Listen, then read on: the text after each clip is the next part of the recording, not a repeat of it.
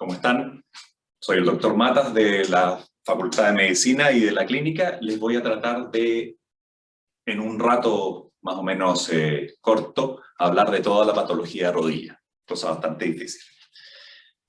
Los objetivos de esta clase son realizar un examen físico completo, que ustedes aprendan a realizar un examen físico completo de la rodilla, realicen el estudio inicial del dolor de rodilla no traumático, conozcan la técnica de reducción de una luxación de rodilla, de una luxación tanto de patela como una luxación de un ligamento cruzado posterior cuando se luxa. Realizar el diagnóstico y tratamiento médico, esto es completo porque ustedes acuérdense que es parte del GES, de la artrosis de rodilla, y describir unas radiografías de rodilla.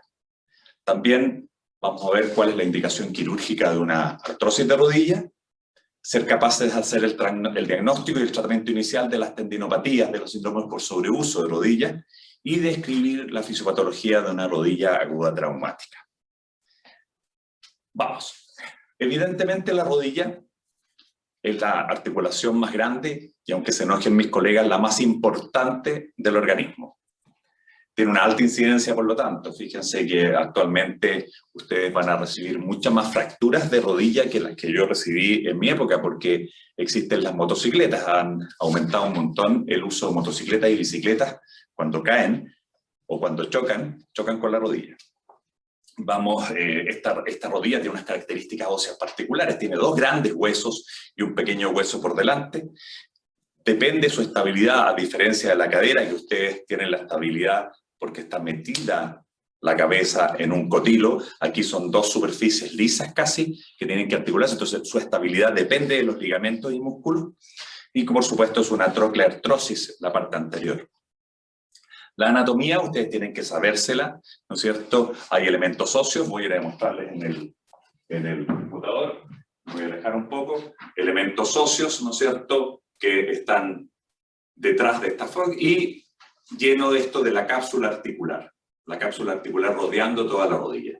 Después los ligamentos extraarticulares, que son fundamentalmente el ligamento cruzado, colateral lateral y el colateral medial, y los intraarticulares fundamentalmente cruzado anterior y posterior. Hay una serie de pequeños, pero no se metan en eso, no vale la pena. Después los meniscos, que hacen que estas dos superficies sean bastante más congruentes, y tendones, bursas y la membrana sinovial.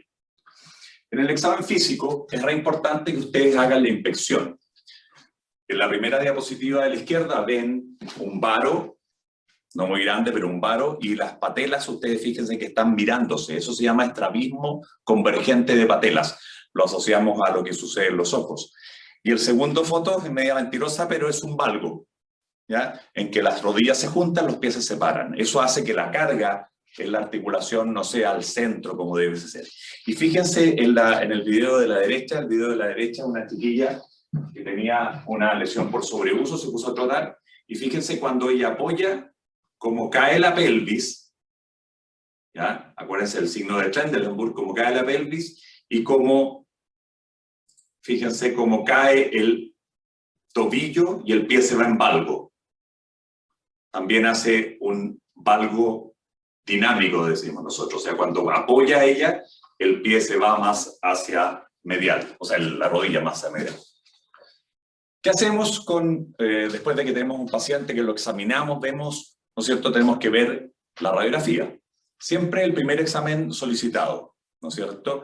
Hacemos radiografía AP con carga, que es de esta forma, con el paciente, vamos a poner de lado que lo vean mejor, de esta forma, con el paciente en carga en 30 grados de flexión, ¿no es cierto? Lo hacemos, perdón, pacientes que tenemos alguna duda y estamos pensando que tiene una patología degenerativa. No se justifica hacer en un paciente joven una radiografía AP con carga. La lateral, que nos da mucha información respecto a la tróclea, y la axial de rótula, que nos dice dónde está la patela. Estas son las radiografías, fíjense ahí el mouse está mostrando el compartimiento lateral, ¿no es cierto? Ustedes en la AP logran ver a través del fémur las patelas, en esta patela derecha, en buenas cuentas, se ve bastante centrada, en cambio la patela izquierda ustedes ven que se ve un poco subluxada. La radiografía axial de rótulas es la de la izquierda, fíjense cómo está, ¿no es cierto?, la patela engarzada o metida igual al modo de una lancha en su carro, ¿ya? Y la lateral, les voy a mostrar por qué sirve para ver la displasia de la tróclea, porque ustedes tienen que fijarse en esto, en eso, ¿se fijan? En que es el fondo de la garganta de la tróclea en su relación con los cóndilos. Si esta radiografía está bien tomada, como esta, en que los dos cóndilos están, ¿no es cierto?, sobrepuestos, ustedes pueden evaluar la tróclea. Entonces vamos a ver la patología de rodilla en lesiones traumáticas y lesiones no traumáticas, lesiones por sobreuso y degenerativas, ¿ya? Las lesiones traumáticas parten desde el golpe. Siempre lo primero es el golpe, la contusión simple. Cualquiera de nosotros, todos hemos tenido golpes en la rodilla y duele bastante, y duele un tiempo importante, pero se pasa solo. Después está la rodilla aguda traumática, lesiones cápsulo-ligamentosas, roturas meniscales y fracturas. Esas son las lesiones traumáticas de rodilla. Como les dije, es la más frecuente, ¿no es cierto?, la contusión de rodilla. La que menos consulta, pero la más frecuente sin lugar a dudas. Es un tipo de dolor poco circunscrito, no está relacionado con una interlínea, no está relacionado con un tendón, no está relacionado con una prominencia ósea, está relacionado con una zona. Hay un aumento de volumen, puede haberlo o puede que no haya mucho. Puede haber equimosis, también puede no haber equimosis, y puede haber, por supuesto, si te golpeas directamente una bursa, tener una bursitis traumática. El tratamiento, aguantocaína, como digo yo.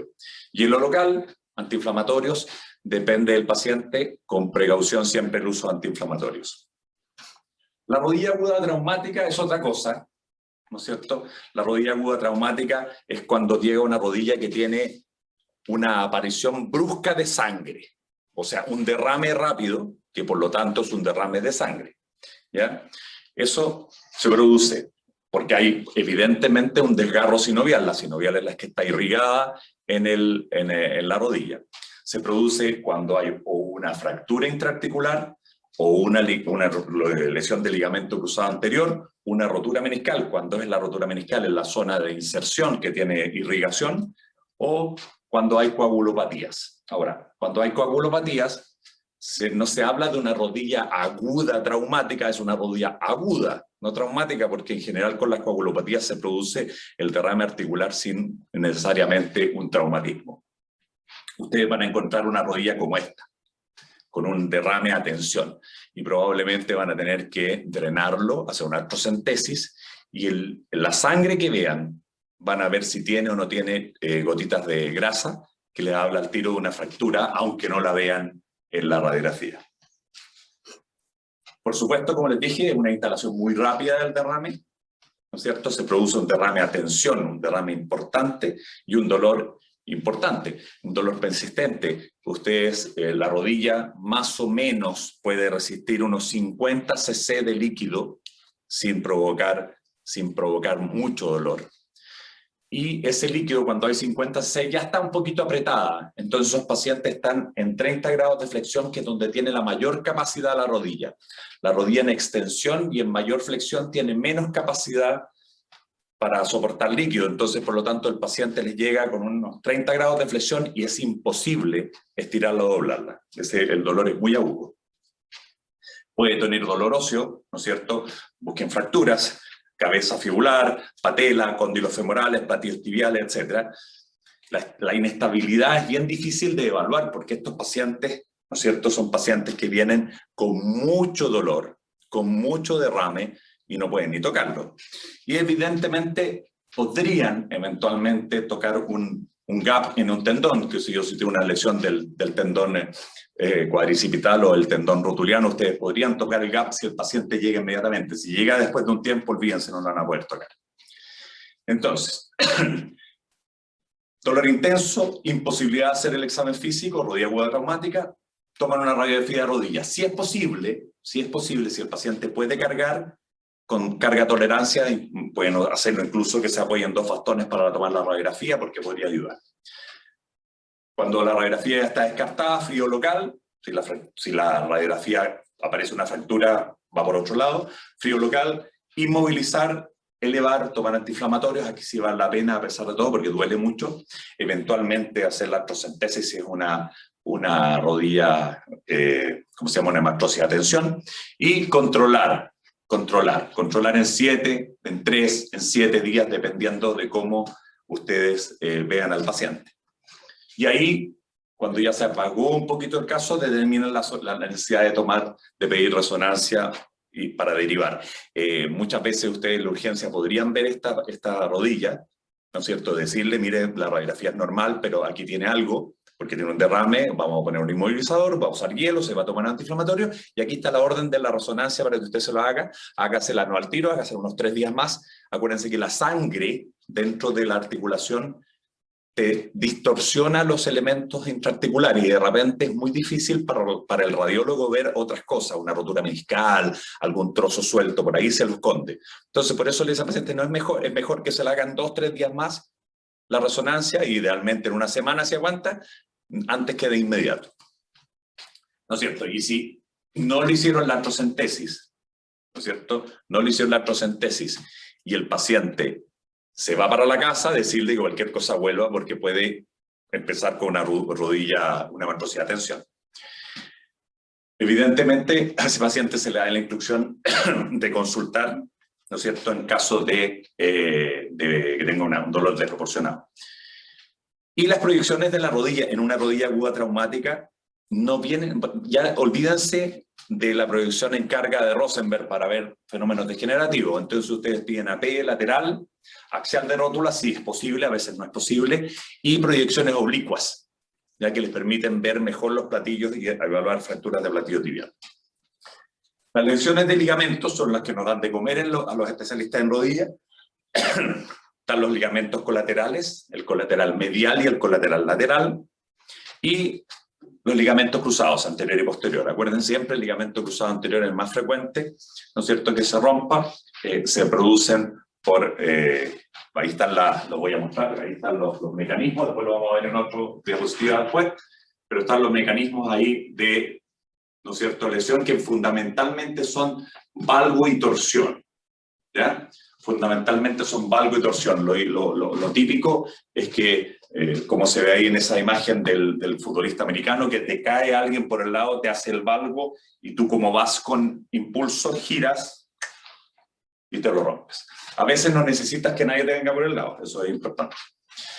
Los ligamentos colaterales, como les digo, ¿no es cierto? Está el colateral lateral, acuérdense que el colateral lateral va, como ahí lo ven, vamos a volver atrás un poco, como ahí lo ven, fíjense, en el colateral lateral, se lo voy a poner acá, colateral tibial está al centro, en antero-posterior, pero el colateral lateral, fíjense que va a venir, colateral medial, las inserciones, ¿no es cierto? El colateral medial es como una cinta, tiene una proyección hacia posterior,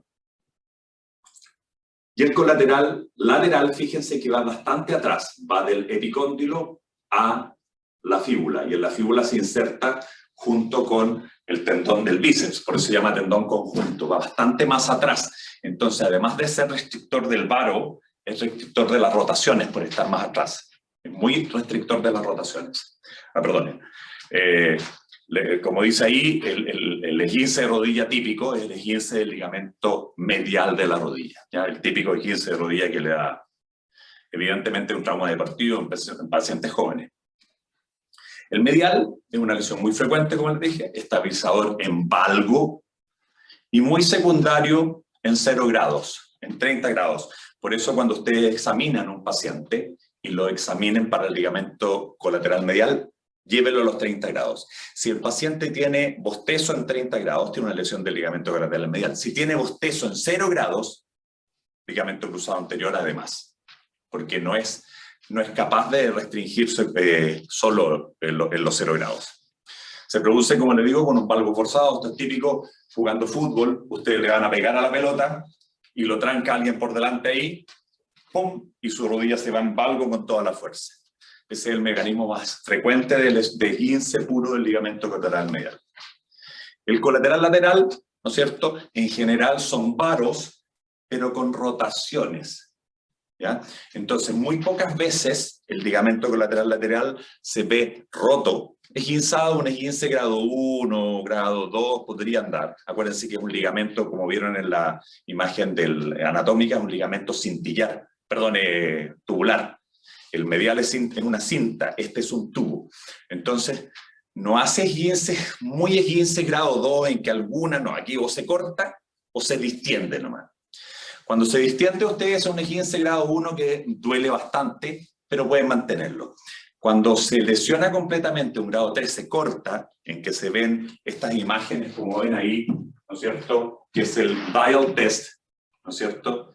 El dial test, que es el test de ver la rotación externa de la tibia respecto al fémur, ¿no es cierto? En general, cuando esto se da, este aumento en esa pierna de la rotación en 30 grados o en 45 grados, puede ser que esté roto el ligamento colateral lateral. Pero cuando lo ven en 90 grados, ahí está siempre roto además el cruzado posterior.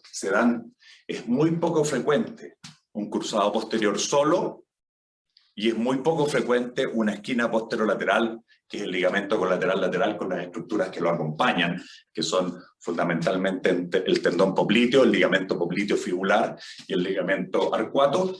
Esos podrían, ¿no es cierto?, romperse también, pero es raro que se rompan solo. ¿Ah? Acompañan generalmente una lesión del ligamento cruzado posterior. Por supuesto, cuando está roto es quirúrgico, sin lugar a dudas. Ustedes fíjense que un ligamento colateral medial, que es una cinta, se rompe completamente, queda la cinta, quedan las fibras de colágeno ahí. Cuando es un tubo, como este, se rompe y no hay cómo cicatrice. Entonces es quirúrgico siempre el ligamento, el grado 3. El tratamiento de un esguince normal, un esguince medial, es una órtesis articulada idealmente, no necesariamente tan larga como la que sale en la foto ahí, pero sí, fíjense que cuando nosotros usábamos yeso, esto hace 30 años usábamos yesos para corregir los esguinces mediales, los pacientes todos se sanaban, nadie quedaba con dolor del ligamento medial. Con el uso de las férulas, estas órtesis removibles, los pacientes se las sacan para bañarse, se las sacan algunos para dormir, ni te cuentan, y siempre evolucionan después con dolor en el epicóndilo. En general, el esguince medial de rodilla se suelta del epicóndilo, de la inserción proximal, de ahí donde genera el dolor. ¿Ya? No busquen el dolor más abajo, ahí. Y el paciente, ¿no es cierto? Claro, usa su inmovilizador, de repente lo usa una semana nomás y después se larga a caminar y queda con ese dolor. Y nosotros tratamos mucho más ahora dolores post-esguinces mediales que lo hacíamos antes. Entonces, órtesis articulada, ¿no es cierto? No necesariamente tan larga como esa, excepto que sea un grado 2, grado 3, tendrían que usar esa. Y luego iniciar kinesiología. Yo en general inicio kinesiología de inmediato. ¿Por qué? Porque el kinesiólogo también me ayuda a controlar que el paciente esté usando la férula. En algunos casos, y fundamentalmente cuando, ¿se acuerdan de que era ancho? Cuando compromete las fibras posteriores, que son el oblicuo, la zona oblicua del medial, necesita cirugía, o cuando el esguince grado 3 se rompe y las puntas de la rotura se meten hacia la articulación. Porque en general cuando se rompe también rompe cápsula y desinserta menisco, y el menisco se puede meter ahí. Entonces, cuando lo derivan, cuando hay un bostezo grado 3 fundamentalmente. Un bostezo grado 2, mantengan el inmovilizador. ¿Ya? Y evidentemente cuando tienen sospecha de otras lesiones, sin lugar a dudas. Los ligamentos cruzados, ¿no es cierto? Ahí lo está mostrando el ligamento cruzado anterior, que restringe la traslación anterior de la tibia respecto al fémur. También en 0 grados es restrictor del varo y valgo y de las rotaciones. Y el ligamento cruzado posterior es restrictor de la traslación posterior de la tibia, también del varovalgo y de las rotaciones, más que el ligamento cruzado anterior porque es más oblicuo. ¿Ya? Eso. Ahí en esa foto, en ese video, perdón, ustedes ven cómo se rompe. En general, cuando está solo, el paciente queda con el pie fijo en el suelo y sigue rotando. Entonces, por eso se habla de una rotación interna. Lo que está rotando interno es el fémur. Ustedes están ahí. Interno el fémur, queda fijo el pie, ¿no es cierto? Pues se llama la rotación interna, y lo que sucede realmente es que la tibia se va en rotación externa, ¿ya? Pero para que no se confundan. Y el mecanismo para el ligamento cruzado posterior generalmente es traumático por desaceleración. Es el típico rotura del ligamento cruzado posterior, el El copiloto de un accidente de auto, que chocan de frente y se golpea la cara anterior de la tibia contra la consola, se le va para atrás el ligamento. Ahí en esa van a ver otra forma de lesión del ligamento, voy a hacer el clic. Otra forma de lesión del ligamento cruzado anterior. Fíjense, estos son los esquiadores profesionales.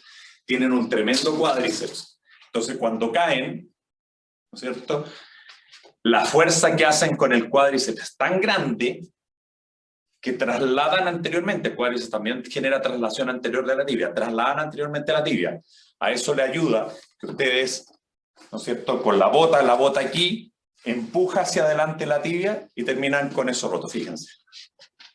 Y rompen en cruzado. Son mecanismos, disculpen, mecanismos parecidos, pero son distintos. No hay otro deporte que genere esa rotura de esa forma.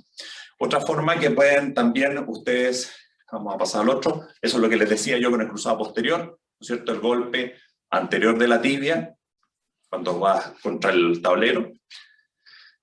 Y otra forma del cruzado posterior se rompe es cuando te cae un contrincante, estás jugando fútbol, te cae otro sobre la rodilla, sobre la tibia generalmente, y tú vas con un poquito de flexión, se va para atrás y te rompe. ¿Qué examinas en el examen físico? Habitualmente, si lo tomas de inmediato, si lograste ver el mecanismo, por ejemplo, ahora casi todos los partidos de fútbol se logran grabar. Cuando logras ver el partido de fútbol, nosotros que estamos en el cuerpo técnico de la U, ¿qué hacemos? El que está en cancha no lo ve, los que no están en cancha lo están viendo y le mandamos la información, qué sé yo, el video o la información de lo que sucedió. Entonces, por ejemplo, él desde la banca no ve lo que está sucediendo, pero ve el jugador tirado. Y por otro lado le dicen, mira, fue rotación externa sin carga, y tú puedes sospechar. Muchas veces eso no lo van a tener en la urgencia. A usted le va a llegar un paciente que dice, mira, estaba jugando fútbol, iba corriendo por la izquierda, giré, ¡pam!, y sentí que la rodilla me hizo un clank. Es súper importante eso, ¿eh?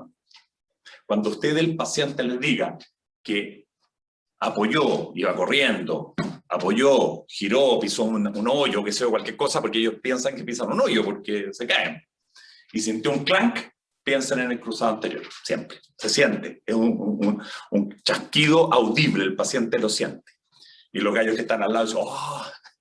Pero a usted le llega un paciente con la rodilla hinchada, como está esa rodilla derecha, ¿no es cierto?, que van a poder hacer poco examen. No se les vaya a ocurrir a ese paciente pescar y hacerle el Lachman, pivot. Eso háganlo cuando el paciente se enfrió ya. Estas son las pruebas particulares, como les decía. La de la izquierda es la prueba del Lachman, bueno, la derecha también, está hecha en pabellón la otra, ¿no es cierto? Ustedes toman en 30 grados la rodilla y llevan hacia anterior la tibia. Cuando llevan hacia anterior la tibia, ustedes pueden sentir el tope del ligamento cruzado. Háganselo a su hermano, pop, pop, pop. Tocan, sienten. En estos pacientes se van para adelante, ¿ya? Hay que tener manos grandes para hacerlo, eso sí. Y después, otras pruebas que hay.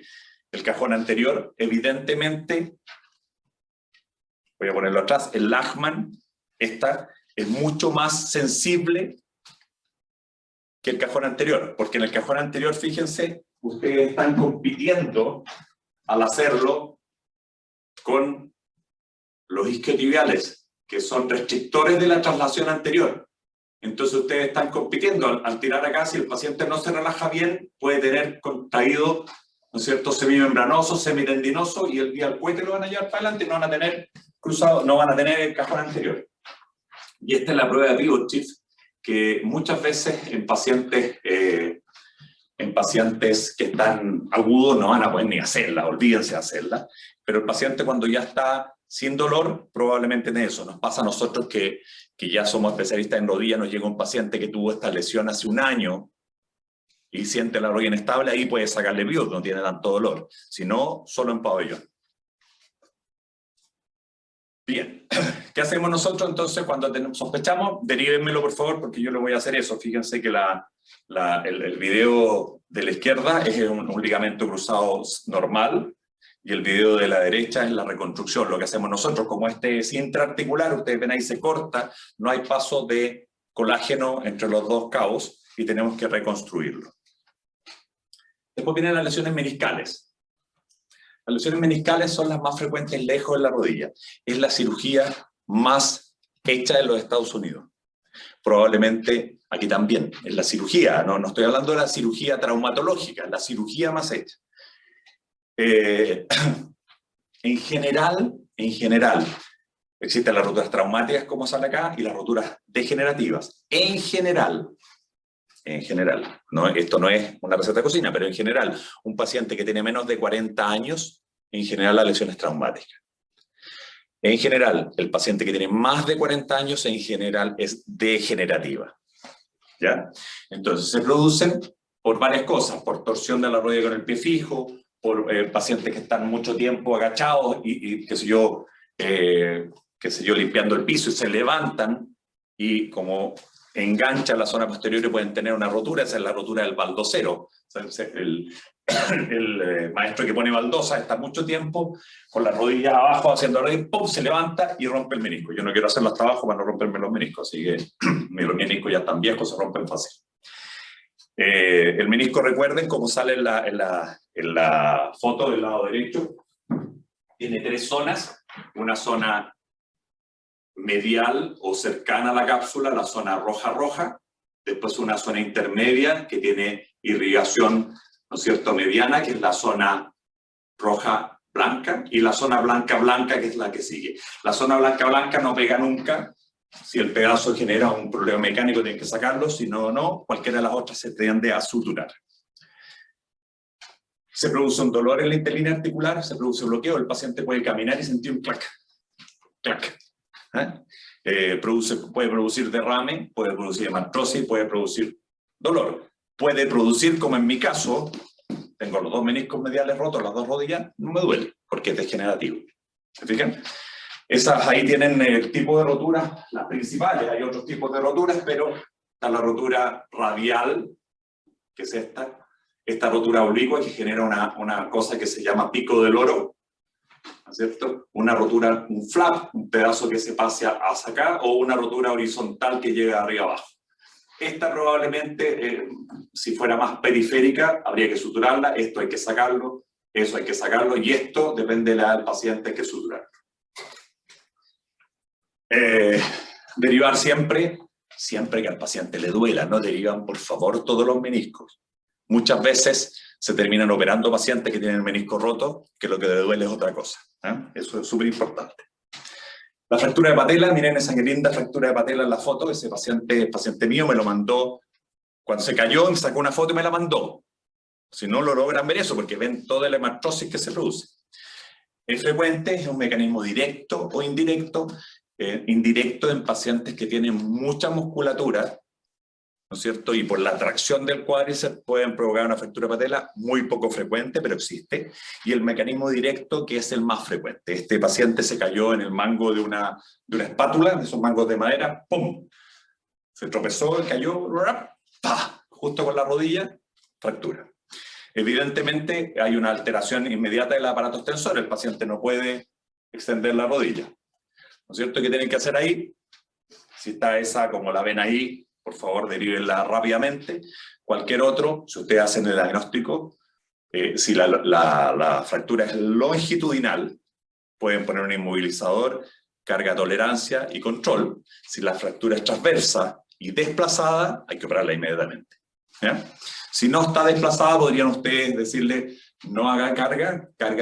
Acuérdense que el inmovilizador en extensión absoluta, cuando ustedes están en extensión absoluta, no cargan en la patela, no hay tracción del cuádriceps, el cuádriceps se inhibe en extensión completa.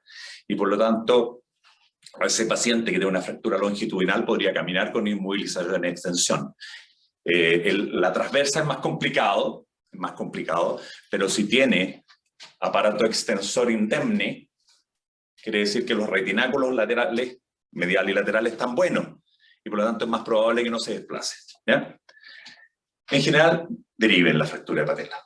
Ahí ven la foto de una fractura de patela, fíjense cómo están los trozos, pues los voy a mostrar por si acaso no los logran ver, los trozos, el proximal y el distal, y fíjense cómo hay un ascenso del proximal porque se rompió el aparato extensor y el cuádriceps se llevó hacia arriba la patela. Fracturas metafisiarias. Las fracturas metafisiarias se dan en jóvenes en mecanismos de alta energía, ¿no es cierto? Las motos, como les decía. Las motos nos han generado una cantidad de fracturas de platillo tibial que ni se las encargo. Y el adulto mayor con fracturas de baja energía, como la de la derecha. ¿Ya? Por supuesto, ese paciente llega al servicio de urgencia, se hospitaliza, se deriva al traumatólogo. Esas son todas quirúrgicas. Son todas quirúrgicas, entre otras cosas, por esto. Esa foto es de un paciente que tiene una fractura de platillos tibiales.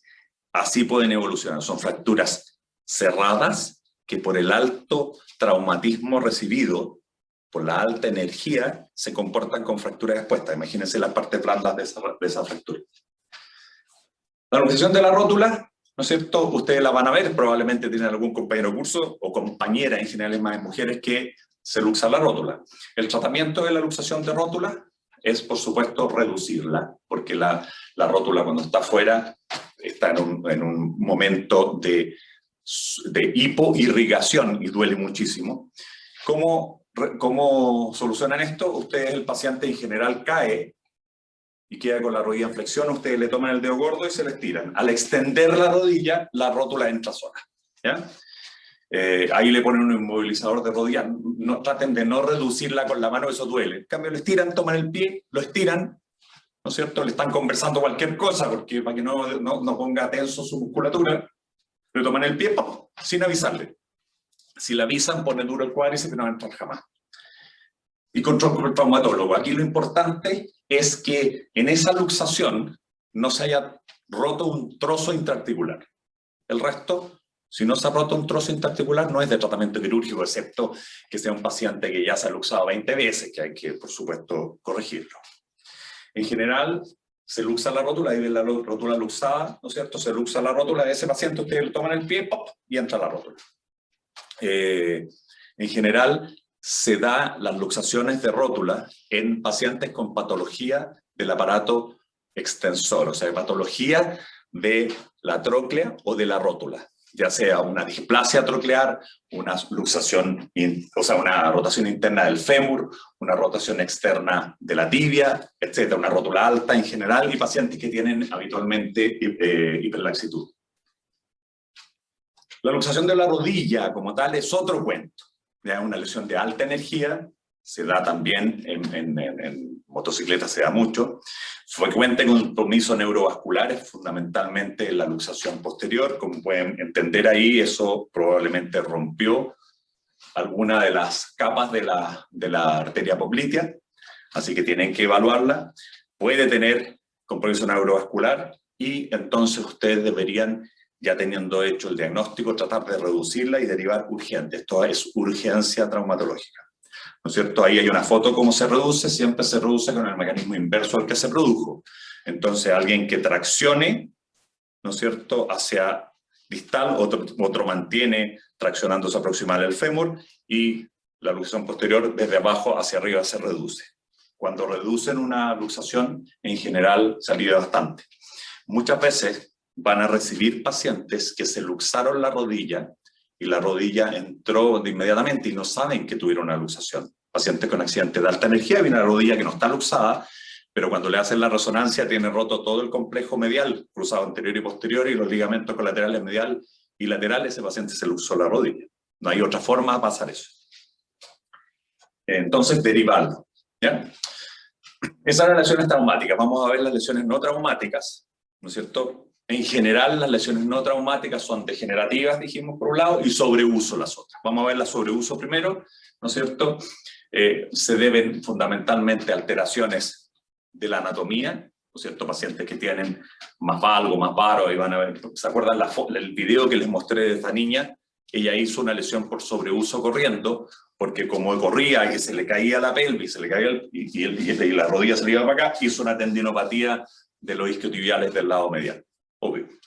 Evidentemente que influye el tiempo de exposición. Ustedes no pueden plantear una lesión por sobreuso a un paciente que salió a correr, la primera vez que corrió fue hoy día, la segunda o anteayer, y la segunda ayer, y viene hoy día con dolor. Eso no puede ser una lesión por sobreuso. Por supuesto, error de entrenamiento o la técnica, ¿ya? Muchas veces pacientes que están trotando muy largo, con el paso muy largo, entonces la carga se suma la energía cinética y la energía, ¿no es cierto?, de la fuerza del cuerpo, y aumenta y generan lesiones por sobreuso. Ustedes podrían a ese paciente reentrenarlo y hacer que haga más cortos los pasos y se le va a pasar. ¿Se fijan? Ese tipo de cosas. Y, por supuesto, alteraciones en el equipo o superficie inadecuada. Acuérdense siempre que los runners, que hay muchos runners ahora que hacen lesiones por sobreuso, tienen que usar zapatillas de running, y cada zapatilla de running para un runner debe cambiarse más o menos a los 500 kilómetros. Hay algunas entre los 300 y los 600, pero más o menos en los 500. Entonces, fíjense 500 kilómetros. Si un trotador sale 3 veces a la semana, ¿no es cierto?, y corre 10 kilómetros por vez, por 3 veces, corre 30 kilómetros a la semana. Al mes corre 120 kilómetros. En 5 meses tiene que botar las zapatillas. Y las zapatillas están nuevas. Entonces eso pregúntenle siempre, si el paciente cambia las zapatillas de acuerdo a lo que corre. Si usted corre una vez a la semana 4 kilómetros, les dura mucho más, pero es importante. La derivación, ¿no es cierto?, si ustedes lo diagnostican bien, ven todas esas cosas, las corrigen y se pasa, fantástico. Si no se pasa, han hecho todas estas correcciones, derívenlo, ¿ya? O que están sospechando que no es una lesión por sobreuso, una lesión de otro tipo, obviamente. La disfunción patelo-femoral, un nombre horrible que me carga, que ojalá no lo usen. Mejor usar dolor anterior de rodilla, ¿ya? En general son pacientes que tienen un dolor hace mucho tiempo. Ustedes empiezan a investigar y son pacientes en general que, por ejemplo, son mujeres habitualmente más que los hombres, que en general no hacían deporte, no hacían educación física en el colegio. ¿Por qué no me gustaba? Bueno, son pacientes, por ejemplo, que no les gusta esquiar, porque todos sus amigos van a esquiar y ellos van a esquiar, pero se cansan antes. Son pequeños detalles de que la articulación patelofemoral tenía algún problema, ¿ya? Al principio, cuando uno es joven, no le duele. Como les dije, es más frecuente en mujeres, es de predominio bilateral, aumenta al estar sentado, es el signo de la butaca, están sentados mucho tiempo en el cine, ¿no es cierto?, y les empieza a doler, o pacientes que están sentados así y tienden a estirar la rodilla para que se les pase el dolor, ¿ya? Y se agrava fundamentalmente al bajar escaleras. Al subir a veces también, pero al bajar escaleras, porque al bajar escaleras ustedes van tensando el cuádriceps. El cuádriceps va tensando, se tiene que contraer el cuádriceps, y ahí duele. Motivo de consulta súper frecuente, ¿no es cierto? Evidentemente descarten antecedentes traumáticos en cualquier lesión por sobreuso, ¿no es cierto? Y en general pueden ver eso, y es tan simple como ustedes pesquen su teléfono celular y le toman un video, le llevan a kinesiología a correr, como esa paciente que vieron recién, a kinesiología a correr, ponen el video en cámara lenta.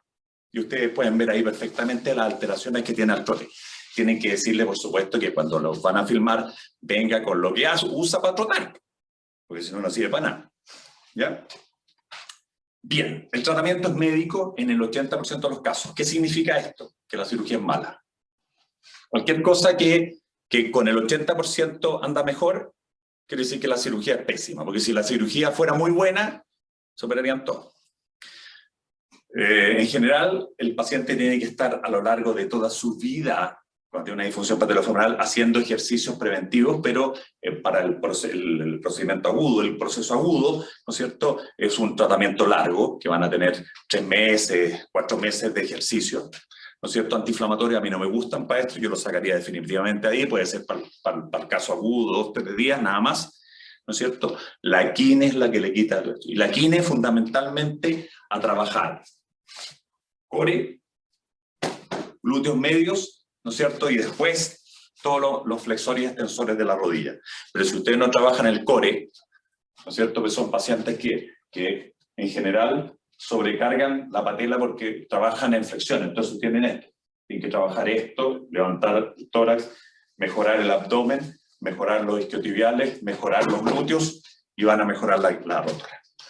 El tratamiento quirúrgico, fracaso del tratamiento conservador, pero es muy tratamiento a la carta, dependiendo de cuál es la alteración que le genera el dolor. Hay un montón de casos y un montón de combinaciones. O sea, cada es uno a uno el tratamiento quirúrgico. No es un tratamiento quirúrgico para todos lo mismo, no.